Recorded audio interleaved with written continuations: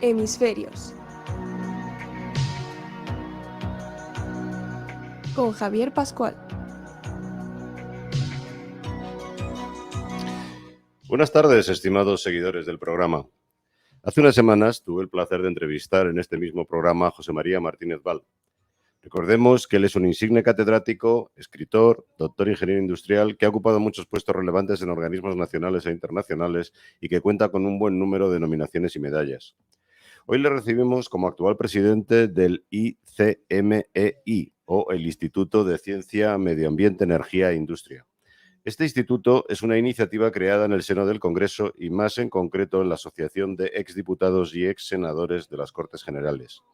Como él mismo hoy nos va a explicar, este instituto busca aportar valor escuchando a todas las partes implicadas en el desarrollo tecnológico e industrial futuro, buscando pautas de actuación y consenso entre todos los actores, contando en sus jornadas y ponencias con la presencia de notables empresarios y tecnólogos. Buenos días, José María, otra vez, y bienvenido a este programa que es el tuyo. Muy buenas tardes. José María, solo he hecho un pequeño esbozo de lo que es el instituto. ¿Lo puedes contar a nuestros seguidores? ¿Qué es lo que hacéis? ¿Cuál es vuestra misión, objetivos? ¿Cuándo surgió? ¿Con qué iniciativas? Bueno, ha sido muy escueta tu presentación, pero muy al grano. Es decir, que casi podría decir que podemos ampliar lo que tú has comentado, pero no mejorarlo. El instituto nace, como bien has dicho, de la Asociación de Parlamentarios, de diputados y senadores de las Cortes Generales de España, y tiene como objetivo poner en el mismo pote a distintas sensibilidades que tienen que intervenir en proponer nuevas soluciones para los retos del futuro, retos que ya están presentes, relativos al desarrollo sostenible, relativos al calentamiento del planeta, relativos al mantenimiento del estado de bienestar y a la productividad de la sociedad. Si no tenemos una sociedad productiva, vamos a ser incapaces de mantener el estado de bienestar y tampoco seremos capaces de abordar un desarrollo sostenible. Para hacer todo eso hay que afrontar una revisión científico-técnica profunda, serena, sin ideologías, sino yendo a lo que son las verdaderas cosas, porque a menudo nos dejamos atrapar por prejuicios que tenemos de diverso tipo, y eso es lo que no puede tolerar el mundo moderno.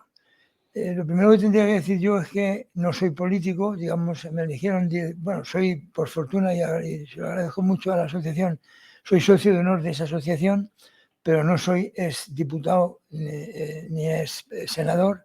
Bueno, casi mejor, ¿no? Bueno, la ventaja que tengo yo es que me nombraron director del instituto fundamentalmente por mi background, por mi solvencia técnica, ¿no? Exactamente, mi currículum científico-técnico, lo que había escrito, etcétera. Pero también por tener capacidad de hablar con ellos y llegar a entendernos. Que eso muchas veces extraña, ¿no? Que cuando se acerca alguien al panorama político tiene dificultades de entendimiento. El entendimiento mutuo es complicadillo.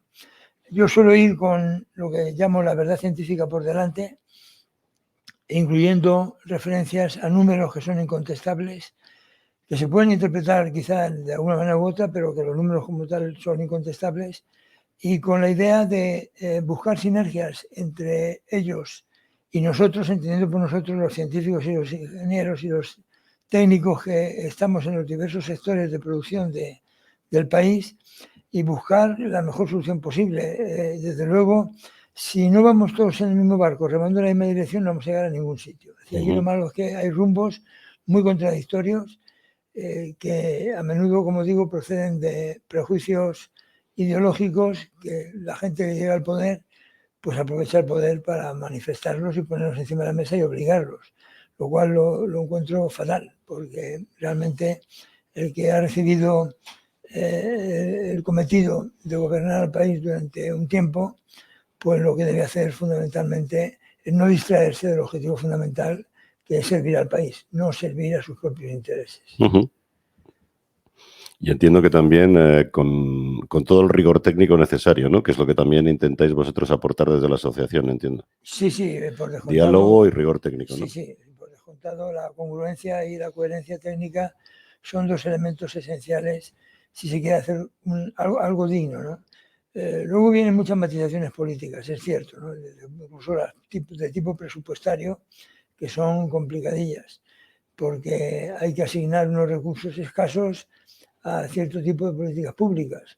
Pero en el mundo empresarial lo que más se teme es que la falta de conocimiento por parte de los políticos de las características intrínsecas de los diversos tipos de industria, pues nos pueda conducir a leyes de fracaso o a intervenciones muy reglamentarias que no llevan a ningún sitio, ¿no? Hay que tener cuidado con eso, hay que tener cuidado de no pedirle peras al olmo, que es a veces lo que hace un político. José María, las últimas jornadas que habéis realizado en el Congreso han estado dedicadas a la emergencia eléctrica en el seno de la transformación digital, que tuve el placer de asistir a ella, y la última, en la que también he estado, ha sido versada sobre la industria y la descarbonización. ¿Cuáles serían tu valoración, tus primeras impresiones sobre estas jornadas? Donde, bueno, yo creo que, y me consta que han ido representantes de la industria muy importantes a expresar su opinión. Y yo haría un resumen corto, creo que luego vamos a debatir sobre este tema, pero he observado que la gran demanda, ¿no?, es un plan concreto, una definición de tiempos, de hacia dónde se quiere ir y, sobre todo, yo creo que falta todavía mucho consenso con toda la parte que es capaz de desarrollar industrialmente productos, soluciones y, sobre todo, también con los tecnólogos, ¿no? ¿Cuál es tu opinión sobre estas jornadas hasta ahora? Bueno, nosotros estamos satisfechos de la jornada. Realmente vamos consiguiendo mayor eco cada vez que nos reunimos. El año pasado comenzamos en noviembre con la primera de ellas. Tenemos un trípode que es el medio ambiente, la energía y la industria, que cada una de las patas requiere un montón de trabajo, por decirlo de manera muy pedestre, pero que se entienda perfectamente bien. No es nada sencillo lo que estamos abordando. Y lo estamos abordando utilizando a las personas que tienen más relevancia en los sectores y que a su vez se prestan a hacer un esfuerzo de síntesis para presentar en poco tiempo las cuestiones prioritarias para su sector en cuestión. Por ejemplo, en el último día, quizá te recuerdes el representante de la industria química en España, de toda la industria española de tipo química, pues lo crítico que fue contra ciertas actitudes dogmáticas que encuentran en el gobierno y que no se dan cuenta de que estas situaciones que son excesivamente reglamentistas lo que nos pueden abocar es a una situación de ruina en 10 años de todo un sector. Es decir, la cuestión de la competitividad internacional, la necesidad de innovar, la necesidad de gastar poca energía, la necesidad de ser productivo, eso es algo que no terminan de entender los políticos, que tienen tendencia a lo que llaman los americanos el wishful thinking, ¿no?, el pensamiento desiderativo, es decir, confundir la realidad con el deseo. Y eso no puede ser. Es decir, la realidad, es decir, hay que mantener los ojos y los pies en la realidad por encima de todo. Ciertamente es muy loable que haya deseos como el de evitar el calentamiento del planeta, evitar la fuerte desertización, etcétera, pero esos deseos tienen que contemplarse con la lupa del rigor científico y con los análisis y las averiguaciones que pueden hacer los ingenieros y los técnicos para saber si, desde un punto de vista global, es decir, holístico, como se dice ahora, es decir, no solo económico, sino también técnico, ambiental, etcétera, si eso es posible o no es posible. Porque hay muchas cuestiones que son un brindis al sol, son un canto a la galería, pero no van a conducir a nada. Y la prueba la tenemos en que, por ejemplo, el despliegue de los vehículos eléctricos en España está bajo mínimos. Y sacamos mucho pecho de que nos dio la Comunidad Europea un PERTE, precisamente. Un PERTE es un plan de recuperación después de la pandemia, un plan de recuperación que en ese caso concretamente va hacia los vehículos eléctricos y particularmente hacia las baterías. Y sí, estamos muy orgullosos de eso, pero resulta que España prácticamente no vende vehículos eléctricos. Estamos a la cola, estamos en el furgón de cola de Europa. Y no lo vende pues porque, para empezar, no hay una aproximación integral del tema, que tiene que ir desde los coches eléctricos al usuario, a la recarga. Luego hablaremos de eso, porque quiero además poner un ejemplo comparativo en cuanto a CO2 y en cuanto a coste entre un coche de combustión interna, un coche común, un coche habitual, pero solamente combustión interna como del motor que lleva, y un vehículo eléctrico. y veremos que efectivamente hay, digamos, margen para estar confiado en que ese futuro lo podemos ganar, pero hay que ponerse a ello.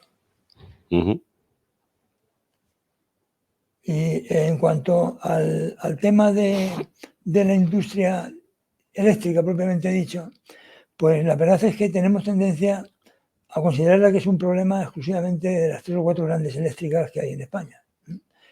Y que el Ministerio lo que tiene que hacer es ponerles una correa, como una brida, como si fueran un caballo de bocaos, e intentarles mantener.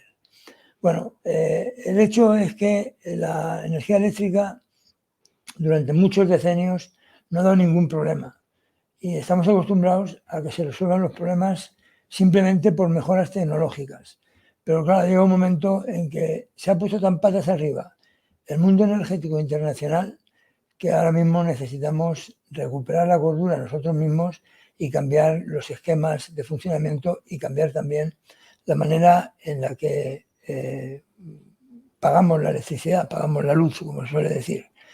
Hay que tener en cuenta que una de las formas de hacer transacciones mercantiles en el ámbito eléctrico es lo que llaman el mercado del pool, el mercado, digamos, mayorista diario que se hace por subasta. Subasta que tiene que casar la oferta que te produce, que producen el día anterior los fabricantes de luz, vamos a decir así, los generadores de electricidad, te dan una subasta que quiere decir que proponen el funcionamiento de sus centrales con ciertos parámetros de funcionamiento y un coste determinado. Y se apilan, digamos, por valor del coste, en el sentido de que primero entran las más baratas, claro. Las que se han declarado prácticamente a coste cero. Pues hay algunos que se pueden declarar a coste cero porque como ya habrá alguna que entre con coste no cero, pues básicamente todo lo que tengas disponible de renovables y todo lo que tengas disponible de nuclear, pues entra prácticamente a coste cero. Y llega un momento en que para sumar toda la potencia igual a la potencia que te van a demandar, que tú prevés que te demanden, y esa previsión también está muy bien hecha por Red Eléctrica Española, porque tienen datos de todos estos años y los datos aportan una precisión mejor incluso del 1%, es decir, que son datos muy bien conocidos. Bueno, pues cuando llegan a casar la potencia que se ofrece con la potencia que se demanda, ahí habrá un precio, que es el precio que pone, el último precio puesto por la última central que ha entrado en funcionamiento en ese momento. Claro, eso en una situación como la que había en España y en Europa en general a finales del siglo XX, pues podría ser aceptable porque había muchas maneras de producción de electricidad.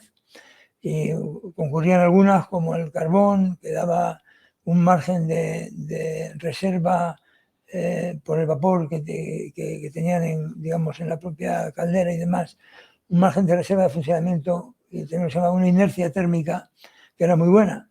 Esa ha desaparecido, porque prácticamente no tenemos... No hay de carbón, claro. No hay de carbón y la nuclear no debe hacer eso, no puede hacer eso. La nuclear tiene mucho vapor, pero no puede jugar con el vapor como juega una de carbón. Entonces han ido perdiendo especificidades que había en las distintas formas de hacer energía. Cada vez vamos a más renovable, fundamentalmente con fuentes de energía que son de reacción inmediata, es decir, si se produce la energía primaria de la que beben, hay energía, y si no se produce no hay energía. El caso de la fotovoltaica, si hay sol, pues tenemos energía, y si no hay sol, y de noche pues no tenemos sol. Y de noche, por descontado, no tenemos sol. La eólica, que tiene mayor posibilidades de funcionamiento a lo largo del año, porque haya sol o no haya sol, los gradientes de presión se originan en la naturaleza, en la atmósfera, y originan movimientos de grandes masas de aire. Pues la eólica nos sirve, indudablemente es la renovable que hasta ahora nos ha servido más, aunque posiblemente vaya a perder, en algún momento pueda perder el puesto respecto de la fotovoltaica. La fotovoltaica se ha abaratado mucho y es más sencilla de manejar que una eólica. La eólica tiene que ser con parques eólicos de bastante potencia. La potencia unitaria de un aerogenerador ya está por encima de 1 megavatio. Claro, eso significa que tiene maquinaria muy pesada, tiene multiplicadores mecánicos que se pueden romper, no con relativa facilidad, pero se pueden romper, como todo lo que tiene que ver con cajas de cambios y demás.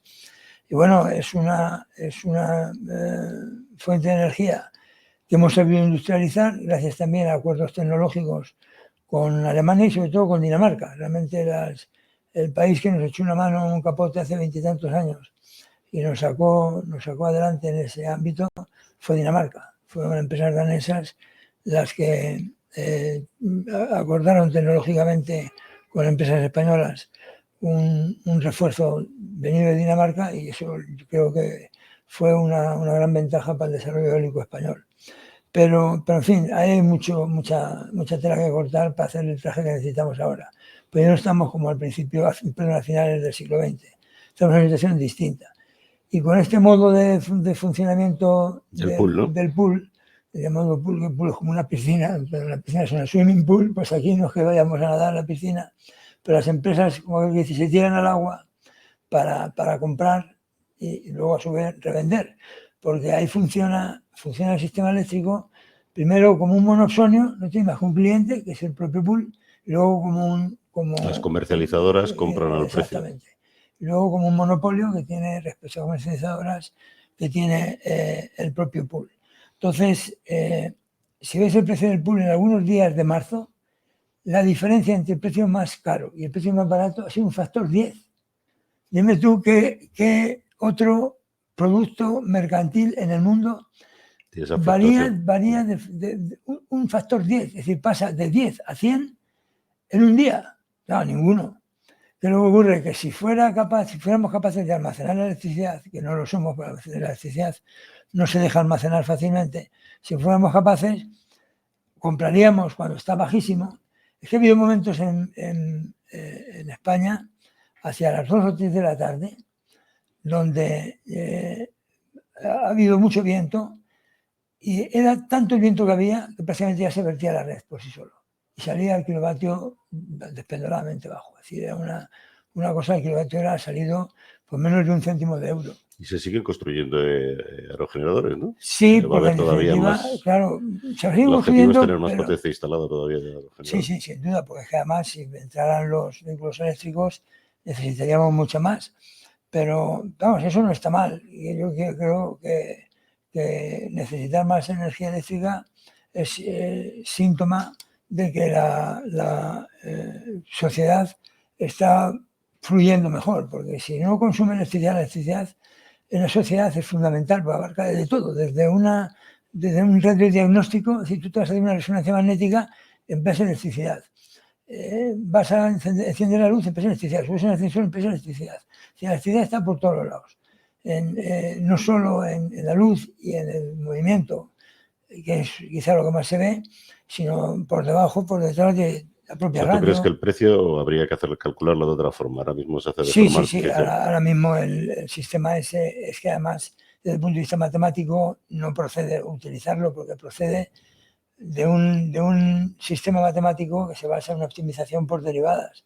Cuando tú tienes derivadas matemáticas, cuando tienes un sistema con funciones que no son continuas, no son derivables, entonces no se puede emplear ese método. Puede pegar saltos brusquísimos, claro, el método no deviene un método no lineal. Y un poquito de variación en la energía demandada te provoca un incremento del precio de un factor 10 o 20. Uh-huh. Entonces eso es lo malo de ese tema. Hay que buscar un sistema, aunque los europeos y la Unión Europea, que está muy tozuda. Porque este sistema está homologado para toda Europa, ¿no? Sí, pero desde hace 20 y tantos años, y yo siempre me he quejado de él por la cuestión matemática, por la cuestión de la optimización. Claro, también es cierto que no a todo el mundo le afecta. A mí, por ejemplo, como persona particular privada, no me afecta, ni en mi casa de Madrid ni en mi casa de Murcia. Es decir, no tengo un contrato estable con la compañía, a la cual he hecho honor, y el contrato además es por tres franjas horarias, que para cargar mi coche eléctrico, pues la verdad me viene muy bien, porque cargar por ese coche eléctrico yo cargo con una tarifa de 5 céntimos de euro por kilovatio hora. Si eso hace que mi coche eléctrico me salga infinitamente más barato que el coche térmico que también tengo, ¿no? Uh-huh. Claro que el coche térmico tiene más autonomía. Para ir de aquí a Murcia, pues tengo que ir en el coche térmico, el coche eléctrico todavía no lo puedo usar para eso. Porque hay pocos cargadores, ese es el No hay problema que tenemos cargadores. hoy en No, día. de aquí a Murcia prácticamente no hay cargadores. No hay nada. ¿Has visto, por cierto, una iniciativa? Ayer estuve viendo, están haciendo pruebas con algunas empresas tecnológicas en una autopista en Milán, creo, Ajá. y también parece que en Noruega, para hacer además acoplamiento electromagnético y llevar la energía en ciertas... Sí. Supongo Sí. que esto podría tener sentido al principio en algunos tramos, seguramente, donde se pudieran conectar los coches de forma inalámbrica, ¿no? Como los cargadores que tenemos para los móviles inalámbricos, ¿no? Vale, pues... ¿Lo has visto? Es curioso. Sí, bueno, nosotros, te voy a decir una cosa, nosotros eso no lo hemos hecho en ninguna autopista, que eso es más difícil, lo hemos hecho en una cochera de la MT en Villaverde, Uh-huh. en la cochera de la empresa municipal de transporte. Ahí pusimos un cargador de inducción. Pero no en movimiento. Es que este es en movimiento, es curioso, ¿no? Parece que funciona. No, pero el de movimiento también lo tenemos estudiado, no lo tenemos hecho porque no nos lo han pagado. Pero el de movimiento hay incluso un precedente que es muy interesante, que es el del vehículo, el del tren eléctrico, mini tren eléctrico español, que un compañero nuestro, Pezuela, hizo hace 30 o 40 años y que no ha tenido, solamente en la parte de arriba de ferrocarriles de vía estrecha del norte de los FEBE se utilizó, pero se empleó por primera vez, yo creo, que para ir desde el aeropuerto se quería poner, luego creo que al final no se puso, desde el aeropuerto de Sevilla hasta la Cartuja, hasta la Expo. Y bueno, el problema era que si tú, esto que estás diciendo, se puede comparar a si tú rasgas un motor eléctrico que sea cilíndrico, típicamente todos son cilíndricos, lo rasgas con una generatriz del cilindro y lo expansionas a lo largo linealmente, se te forma un motor lineal. Y lo mismo que hay un motor lineal, puede haber un generador lineal y te carga lo que lleves, es decir, la inducción electromagnética, que luego me gustaría referirme a ella, descubierta por Faraday en 1830, puesta, digamos, de largo en la Royal Society en 1831, es el principio por el cual se mueven todos los motores y todas las máquinas eléctricas que son de rotación. Entonces, el coche rota. Entonces, al rotar el coche, quiere decir que tiene un motor, que se puede producir un acoplamiento con una fuente de tipo electromagnético, que lo que tiene que asegurarse es que haya una variación del flujo magnético total que atraviesa la pila del coche. Y con eso va cargando el coche. Como eso es factible hacerlo, porque geométricamente es sencillo, pues en principio se puede hacer. ¿Cuál es la problemática que tiene eso? Que el acoplamiento geométrico de una cosa con otra es muy malo. Muy malo, pues si separas demasiado el suelo del cargador, pues se te va todo. Entre hierro, como suelen decir las personas que se dedican a las máquinas eléctricas, en el entrehierro se te escapa el campo magnético. Entonces, eso hay que hacerlo. También hay que hacerlo con cuidado porque hay un problema. Si entra una persona, por ejemplo, con un marcapasos en un coche por esa línea, se puede encontrar con un disgusto por una alteración del marcapasos. De hecho, yo ya he visto en España solo he visto un coche preparado precisamente para hacer una jaula de Faraday y que no le entren los campos electromagnéticos. Y la persona que esté dentro esté inmune al campo electromagnético. Porque claro, cuando pongas tantos cargadores de tipo electromagnético, el lío que puede haber es, ahora mismo con los móviles, no hay mucho lío porque los móviles consumen muy poca electricidad. Pero si consumieran tanto como un coche, si están multiplicando por 1000 la potencia, pues adiós muy buenas. Es decir, no habría quien lo aguantara. Es decir, eso podría llegar a generar problemas grandes. Una de las especialidades nuestras que tenemos en la fundación que dirijo de la Escuela de Ingenieros Industriales, una de nuestras especialidades es la compatibilidad electromagnética. Y ahí hemos visto, por ejemplo, motos eléctricas que les mandamos un chorro electromagnético y arrancan solas o paran solas, o en fin, cosas de ese estilo. Yo recuerdo un día entrando en el Ministerio de Transportes, en una reunión sobre mercancías no perecederas, se me olvidó la llave del coche eléctrico, no la puse fuera del manto, sino me la pasé conmigo en el arco magnético. Pegó un chispazo, me di cuenta y digo, ay Dios mío, esto es, yo no sentí nada en la pierna, pero sí el chispazo. Cuando fui a recoger el coche, no me abría. Se me había jorobado por completo la llave. Y logré resetear la llave a base de desmontarla y volverla a montar. Por fortuna el reseteo es muy fácil, pero claro, me llevé un susto. Aún así, cuando puse la llave por primera vez, se me encendió el sistema automáticamente, se me encendió el sistema de aire acondicionado. Es decir, son cosas que te pueden pasar en vehículos eléctricos fácilmente. Y cada vez más computerizados, porque llevan muchos ordenadores. Exactamente, y además eso es un problema, porque cuando se te produce, mira, no en un coche eléctrico, sino en un vehículo, en un TGV eléctrico, volviendo de Valencia, en un tren de alta velocidad, de los que hoy día hacen que ir a Valencia sea un paseo. Si tomas una horchata y vuelves, es decir, yo es que tengo una nieta estudiando allí, volviendo una de las veces, se paró el coche, se paró el tren, se paró por un problema de computación. Estuvimos 4 horas, tuvieron que venir un convoy. Fue el peor de los problemas que puede tener un sistema ahora, es que la computación te falle. Pues es que la tienes que rehacer entera. Y por mucho que lo intentaban el reseteo, tal y cual, aparentemente es lo mejor es que sea de computación, pero te lo pueden arreglar desde la oficina remotamente. Pero cuando ya tienes un problema que puede ser de software con hardware, etcétera, etcétera, pues es muy difícil. Yo tuve un problema hace poco en casa. Tengo paneles fotovoltaicos y también tengo un panel térmico para agua caliente sanitaria. Y el panel térmico empezó a hacer chorradas y chorradas y chorradas, no había manera de encontrarle el problema. Pero el problema es que se había quemado un chip y hasta que no estuvimos indagando, dejé meter en la placa y ir punto por punto qué es lo que había ocurrido, pues no vimos que efectivamente había un chip que no daba la señal correcta y entonces el sistema se volvía loco. Vertía agua, en fin, tenía un problema de... Bueno, pues como si a una persona se le va la cabeza, así de sencillo, ¿no? Muy bien, pues si te parece pasamos a publicidad, que me avisan que tenemos que entrar en publicidad y que quieres seguimos después, ¿vale? Sí, sí. Cuando tomas la decisión correcta, ¿qué más da lo que otros opinen? Decisión Radio. ¿Eres empresario pymes o autónomo? Anúnciate con nosotros y forma parte de Decisión Radio. Ponte en contacto con nosotros al correo publicidad@decisionradio.com. Decídete por nosotros.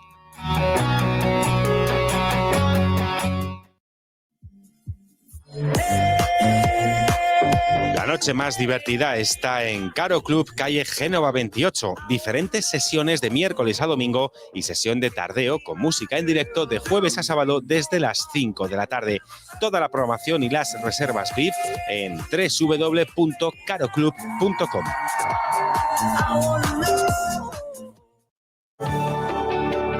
Más de 42 millones de fondos europeos e impulso de la Agenda Urbana 2030. Hecho. Mejores cifras de paro de los últimos 14 años. Hecho. Más deporte y mejores instalaciones para nuestros deportistas. Hecho. Trámites más ágiles y cercanos para nuestros vecinos. Hecho. Ciudadanos, una legislatura centrados en ti y en la ciudad. Grupo Municipal Ciudadanos. Ayuntamiento de Alcalá de Henares.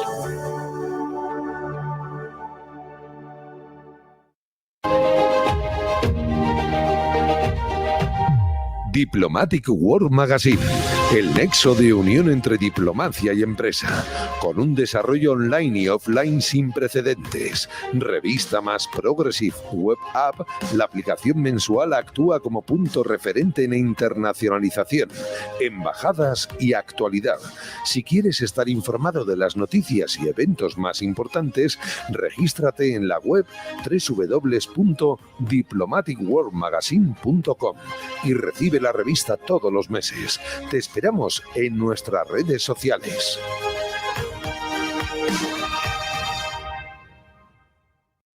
Sabes que te quiero, ¿verdad? Nunca me lo dices. Porque ya lo sabes, pero en la forma en la que me has sonreído me ha salido. Entonces es porque te has enamorado de mi sonrisa. No, es porque ahora sonríes más. En Dentin Odontólogos tratamos cada problema bucodental de forma individualizada. 100.000 tratamientos diferentes son nuestro aval. Colaboramos con sociedades médicas 91 578 1311 o dentin.es. Dentin y feliz sonrisa. Cuando tus valores son claros, tomar decisiones se vuelve más fácil. Decisión Radio. Hemisferios. José María, si te parece, empezamos esta segunda parte del programa hablando de cómo ves tú el panorama energético en España y nuestra propia demanda. ¿Cómo son los números según vuestra perspectiva y la del Instituto? Bueno, muchísimas gracias por abordar este tema, porque es el crucial, digamos, es el que realmente debemos satisfacer. Nuestra demanda energética final se suele medir en millones de toneladas equivalentes de petróleo. No todo lo que consumimos está en petróleo, hay cosas que consumimos finalmente están en forma de electricidad. Pero la ventaja de tener una unidad única es que así nos podemos entender cuando hablamos de diversos sectores. España consume actualmente casi 80 millones de toneladas equivalentes de petróleo. 80 millones de toneladas equivalentes de petróleo al año. Eso significa que cada ciudadano es responsable de consumir 2 toneladas de petróleo cada año, que ya es. Entonces, de esas 80 o 79, pues 30 y pico son de transporte. El transporte es lo que más nos consume. 30 millones de toneladas de transporte representan casi el 40% del consumo energético nuestro de transporte. Luego el 20%, no un 20%, sino 20 megatep, 20 millones de toneladas se consumen en la industria. Pero en la industria final, si estoy hablando de demanda final de energía. Y luego como 28, casi 29 millones de toneladas equivalentes de petróleo se consumen en el resto, que es agrícola, comercial y residencial. Fundamentalmente la residencial y la comercial, contando por supuesto los servicios públicos que hay, que también se meten dentro de lo comercial, aunque deberían diferenciarse claramente, pero vamos, estos son los grandes números que tenemos. España consume bastante, por no decir mucho, en transporte, relativamente poco en energía, debería consumir, pero en industria, debería consumir más energía en industria. Y tenemos unos números de consumo energético en la parte familiar y en la parte comercial que son bastante bien ponderados, están bastante bien, del orden de 15, entre 10 y 15, según los contemos, millones de toneladas equivalentes de petróleo. Para poder llegar a esos niveles, tenemos que tener previamente una industria energética de transformación. Nosotros nos llega el crudo a las refinerías y tenemos que transformarlo en fuelóleo, en gasolina, en naftas, en lo que se nos dé. Sobre todo aquí en Madrid se nota mucho el efecto Barajas. Barajas tira muchísimo. Barajas consume queroseno de aviación. El Jeta 1 es tremendo, ¿no? Entonces, en la parte industrial del sector energético, para poder satisfacer esa demanda final, pues tenemos que meter en el sistema mucha más energía. Casi 120 millones de toneladas equivalentes de petróleo. Hemos dicho que al final consumimos 80, pero en la cabecera de la parte industrial tenemos 120. De lo cual, 88 es de combustibles fósiles, 15 de renovables, 15 millones de toneladas equivalentes de petróleo de renovables y otras 15 de energía nuclear. Y dentro de los combustibles fósiles, que había dicho, tenemos prácticamente 90 megatep, 90 millones de toneladas equivalentes de petróleo. La parte principal, 70 y tantos, 73, 74, son de petróleo, propiamente dicho, petróleo, 11 de gas y 3 de carbón. Esto es como tenemos nosotros ahora mismo radiografiado el sistema energético español. Para satisfacer la demanda final, que es lo que importa, necesitamos una parte industrial del sector, que es la que he comentado. Parte de eso va a través de electricidad, no lo he desglosado para no perder tiempo y además no complicar demasiado las cosas, pero la verdad es que hay una tendencia inevitable a que cada vez las cosas se resuelvan más con electricidad que con calor directo. Por ejemplo, para hacer un café express, hoy día ya se emplean las cafeteras que son eléctricas 100% y se han dejado prácticamente de lado las antiguas cafeteras express de llama, que consumían más y además gastaban gas, y es que el hornillo era de gas, y producían CO2. Mientras que las eléctricas directamente no producen CO2 de ningún tipo. En ambos casos el precio del coste era relativamente pequeño comparado con el coste del café, claro. Pero es importante significar el cambio que hay en la limpieza y en la prontitud, porque es mucho más sencillo hacer un café con una cápsula, hoy día una cafetera eléctrica, que lo que antiguamente tenías que preparar cuando tenías que hacer un café express, y no digamos ya las antiguas cafeteras que eran de filtros, etcétera, etcétera. Pero la energía eléctrica es que además puede abaratar el sistema energético considerablemente y sobre todo reducir el CO2. Por ejemplo, si comparamos los dos coches que tengo, por así decirlo, el de vehículo eléctrico solo me sirve para Madrid. Si Madrid y los alrededores, Madrid, Getafe, donde voy mucho, etcétera, San Agustín de Guadalix, sitios así. Pero es un coche extremadamente útil, el vehículo eléctrico. Yo consumo, porque tengo tendencia a acelerar, consumo 14 kilovatios hora por 100 kilómetros. Mi mujer cuando lo conduce logra 12, porque tiene una conducción mucho más suave. Entonces, con eso yo tengo que pagar, por así decirlo, 0,014 euros el kilómetro. Mientras que en el vehículo... Decías tú a 5 céntimos el kilovatio carga. 5 céntimos. Aquí te he puesto más incluso. Te he puesto 10 céntimos porque parte de la carga la hago no en casa, que es donde tengo esa tarifa, sino en el laboratorio, y en el laboratorio no tenemos una tarifa tan barata. Tenemos una tarifa más bien 3 veces más, es decir, 15 céntimos de euro kilovatio hora. Entonces, combinando las dos, pues le he puesto 10 céntimos al kilovatio hora, para ser honrado, para no poner la mejor situación que tengo.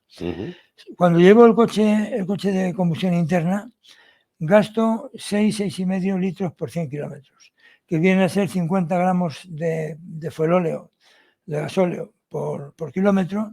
En total, por cada kilómetro yo emito 155 gramos de CO2. En el otro caso no emitía nada. Y me cuesta 0,11 euros el kilómetro, es decir, 7 veces más. Pero aquí estoy metiendo una mentira, por así decirlo. Estoy metiendo una mentira porque no estoy contando la batería. La batería de un coche eléctrico no se debe contar con el coche eléctrico, se debe contar con la gasolina. Pues la batería es propiamente parte de la gasolina. Entonces, si busco lo que me cuesta una batería, que viene a ser del orden de 5.000, 6.000, 7.000 euros para una carga de unos 40 kilovatios hora, y veo el reemplazo que le tengo que dar, es decir, cuánto lo tengo que cambiar, por ejemplo, a los 100.000 kilómetros lo cambio, me sale que el valor del kilometraje me sale 0,055 euros el kilómetro, es decir, la mitad del coche de combustión interna, contando con la batería. Pero cuando hablas de emisiones de CO2, lo que no estás contando en este caso es la emisión de producción de esa energía eléctrica. Por supuesto, pero ahí me voy a referir también. La energía eléctrica, tanto nuclear como renovable, que son en total 30 millones de toneladas equivalentes de petróleo al año, esas no producen CO2 directamente. Y luego la que produce más CO2 es la de las de gas de ciclo combinado, que vienen a tener 350 gramos de producción por kilovatio hora. Si lo comparas con lo que hemos dicho, pues te sale que efectivamente, vamos, no tiene una aportación significativa para el CO2. Si tuvieras las de carbón, sí, con el carbón emites más de 1 kilo de CO2 por kilovatio hora generado. Si no vamos a coste, incluida la amortización de la batería, tú dices que es la mitad, ¿no? En el coche. Sí, incluyendo la amortización de la batería, que hay que contarla. Y luego lo que es el coche en sí, mecánicamente el coche eléctrico es más sencillo. Un coche mantenimiento debería ser más barato. Es más barato y además tiene menos partes, tiene menos piezas, lo cual también es síndrome de que vas a durar más. Entonces, creo que el camino hacia el vehículo eléctrico es inevitable y además nos va a producir otros ahorros, porque cuando cambiamos el vehículo eléctrico en su totalidad, lo que llaman el rendimiento desde el pozo a la rueda, from well to wheel, eso es mucho mejor en un coche eléctrico que en un coche térmico, pero mucho mejor. ¿Cuánto? Pues prácticamente un factor 3. Con lo cual, claro, lo que consigues es una disminución de la demanda final de energía muy respetable. Eso lo tenemos que poner en contexto de cómo es nuestra vida diaria, nuestro consumo, etcétera, qué es lo que hay en la Tierra y qué es lo que las renovables pueden llegar a soportar. Porque claro, si yo te digo que voy a resolverlo todo con renovables, eso es importante. Lo primero que tienes que decir es, macho, ¿cuántos renovables tienes? ¿Dónde las sacas? Todas las renovables proceden del Sol. Todas las renovables proceden del Sol. Solo quedaría fuera del Sol la geotérmica, que es muy poca cosa, viene a ser 30 teravatios de potencia, y la de las mareas, que son 3 teravatios de potencia. Podemos despreciarlas. Toda viene del Sol. Pero el Sol no llega, del Sol llega radiación térmica al exterior de nuestra atmósfera en una cantidad que es medida en teravatios, es decir, medida en billones o millones de vatios. Son 175.000 los que nos llegan. 175.000 millones de vatios nos llegan del Sol. En toda la Tierra. En toda la Tierra. Nos llega al exterior de la atmósfera. Tal como está girando, impactará en un sitio o en otro, sea de día o de noche. Entonces, estoy hablando de valor medio. Claro, estoy hablando de valor medio. Entonces, el 30% de eso se refleja por la atmósfera. Las nubes lo disparan para afuera, lo retrodispersan. Con lo cual, nos llegan, a nivel de la superficie de la Tierra, nos llegan 125.000 teravatios. Efectivos. De los cuales 79% caen en océanos. Así que realmente podemos hacer poco. 11%. Barcos, ¿no? Que intentan también sí, pero los barcos son de pequeña minuta. Los metros cuadrados que tiene un barco comparado con los metros cuadrados que tiene el mar es irrelevante. Luego el resto que nos queda, 11% de bosques, que es muy importante desde el punto de vista de la biomasa, 5% de prados, 3% de cultivos, y luego desiertos y tundras, un 10%. Y aguas continentales, un 1%. Todo eso chupa los 125.000 teravatios y les da un tratamiento físico, que de vez en cuando es un tratamiento químico también, y además un tratamiento bioquímico y biológico. Con lo cual, realmente, la biomasa en su totalidad genera 70.000 millones de toneladas equivalentes de petróleo. Es decir, nosotros decíamos que teníamos un consumo de 70, podemos decir, megatep, lo que nos llega a la lo que se hace de biomasa en toda la Tierra, no en España. De biomasa al año es 1000 veces más. Pero eso tú cuentas la totalidad del planeta. Entonces, si comparas esto que estoy diciendo de la producción de biomasa, etcétera, son 100 teravatios. Son 100 teravatios lo que se produce en la Tierra por biomasa, por interacción solar. Digamos, 100 teravatios van a ayudar a la vida en la Tierra. Luego, ¿cuánto es lo que de esa vida en la Tierra? ¿Cuánto nos comemos nosotros? Bueno, nos comemos nosotros menos de 1 teravatio, menos de la centésima parte de eso que se genera en el total del mundo, en el total de la Tierra, contando 8.000 millones de habitantes, a 2.000 kilocalorías por día, pues nos salen lo que nos llega a 1 teravatio de comida. ¿Pero eso es lo más importante que consumimos? No. El ser humano consume mucho más en el transporte, en el calor, en la luz, mucho más de que comiendo, pero mucho más, 20 veces más. Si la antropogénica son 19, casi 20 teravatios. Hemos dicho que llegaban a la superficie de la Tierra 125.000 teravatios. Lo que pasa es que la mayor parte de ellos se van al océano. Bueno, de lo que produce, digamos, la biomasa terrestre, son 100 teravatios, nosotros consumiríamos la quinta parte, que ya es, pero tendríamos toda la posibilidad de intentar conseguir gran parte de la energía que le llega al océano. ¿Cómo se consigue la energía que llega al océano? Básicamente por energía eólica. El océano es lo que a su vez produce el niño y la niña. Sabes que en el Perú hay típicamente hacia el 6 de enero 2 situaciones. El niño, unas tormentas tropicales de mucho cuidado que lo inundan todo. La niña, una sequía que dura 40 días que no llueve un ápice. Eso depende de cómo se ponga la termóclina del Pacífico. Entonces, en función de cómo vaya eso, pues hay más lluvias, menos lluvias, o hay más o menos viento. Pero viento hay en cantidades exuberantes. Lo que pasa es que es un viento de mucha altitud. El viento normalmente a nuestro nivel pues es de 25 o 30 kilómetros por hora como mucho.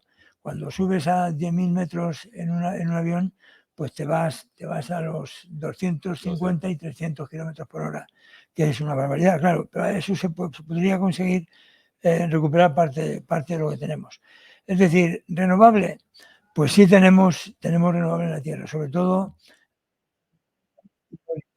pero puede almacenar térmicamente, no eléctricamente, sino térmicamente. El almacenamiento térmico es el almacenamiento más potente de todos los almacenamientos que hay. Y luego por la noche lo puedes utilizar en la central. Si la central es una central que de día no funciona, lo que hace es absorber el calor del sol y por la noche funciona. Y calienta un fluido que por la noche exactamente, genera calienta un vapor, y por la fluido noche o puede- calienta cemento, etc. Entonces, yo creo que el mapa de sistema energético al que tenemos que ir está bien concebido y es uno de los objetivos, es el objetivo fundamental que tenemos en el instituto que dirijo, en el INMEI. Muy Y bien. con esto yo creo que he terminado de dar una explicación de cuál es nuestro objetivo y cuál es nuestro servicio que queremos prestar al país.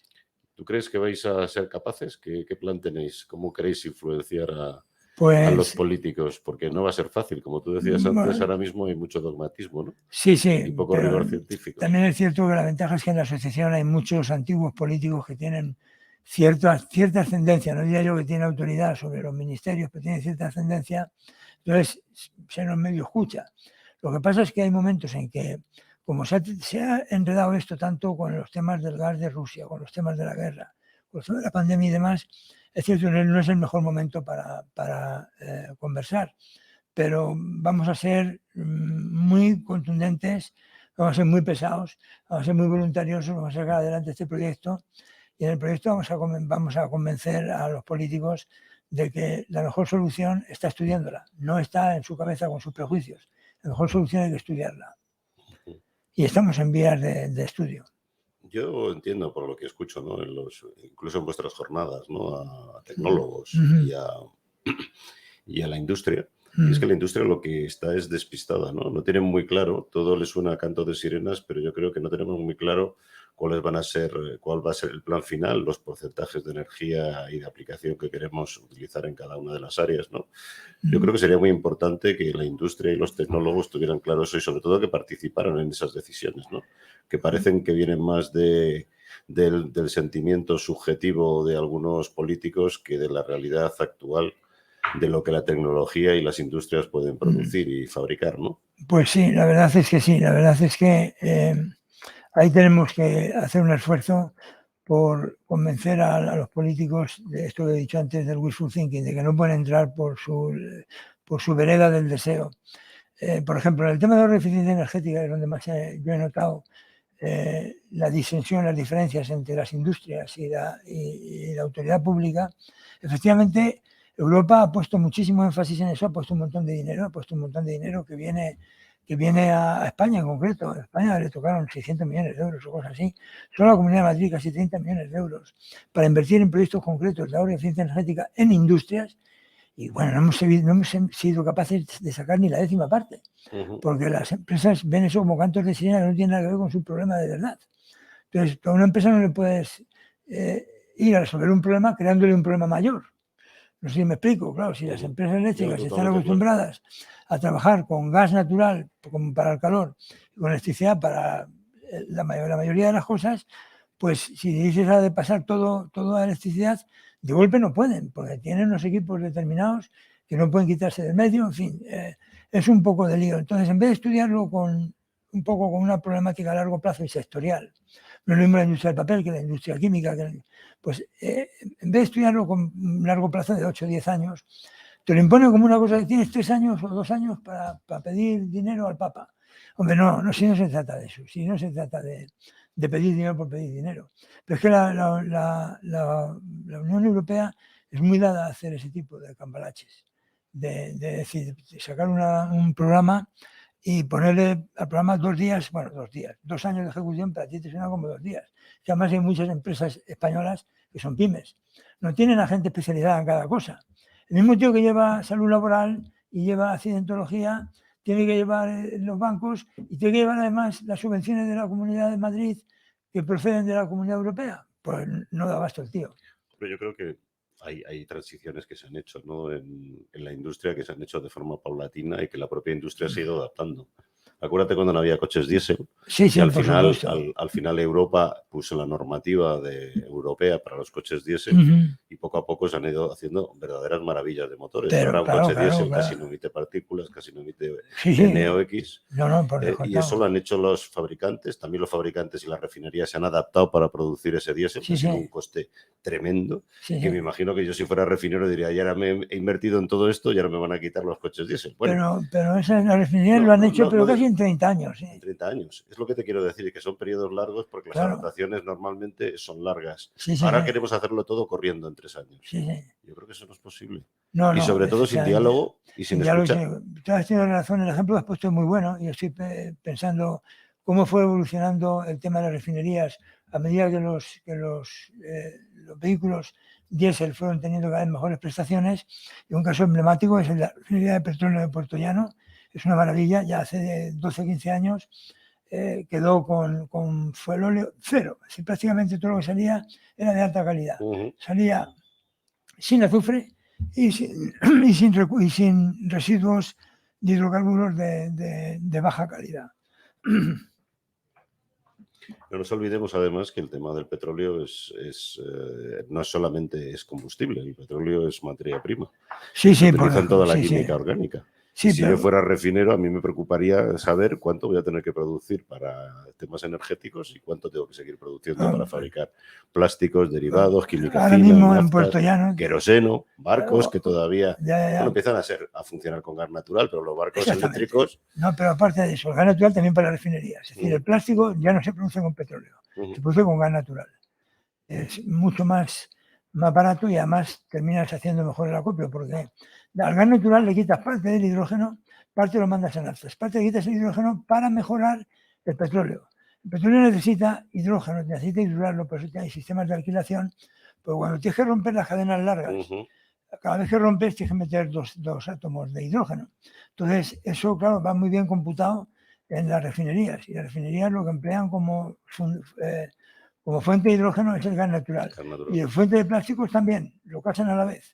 Es decir, la refinería ya está optimizada integralmente, y la que tenemos más cerca de Madrid, que lógicamente es la de Puerto Llano, era verdaderamente genial verlas hace, pues al principio del siglo, cuando en el año 2002 o por ahí cumplió 50 años de funcionamiento. Y la verdad es que fue espectacular ver la evolución que había tenido la refinería y cómo se había terminado convirtiendo en una fuente de dinero espectacular, dentro de que tiene muy poco margen de maniobra, porque el crudo es tan caro que prácticamente el crudo lo que se lleva todo. Es decir, al refinero le queda muy poco, entonces lo tiene que ajustar perfectamente. Pero tú bien has dicho que se hizo a la vez toda la parte, la evolución de los motores de diésel, con la evolución del refino, con la alquilación, con los métodos del FCC catalítico, y todo eso para mejorar el diésel, y que el diésel, por ejemplo, no llevara nada de azufre. Si la refinería de petróleo de Puerto Llano tiene una llave, la llave lo da la planta de desulfuración. La planta de desulfuración es la que te dice si puede pasar el crudo o no. Pues no sé, ¿tú crees que tenemos ahora mismo... Dos preguntas para terminar, nos quedan 2 minutos. Tenemos claro el escenario, los escenarios, ya no digo escenario, los posibles escenarios de aquí a 10 años.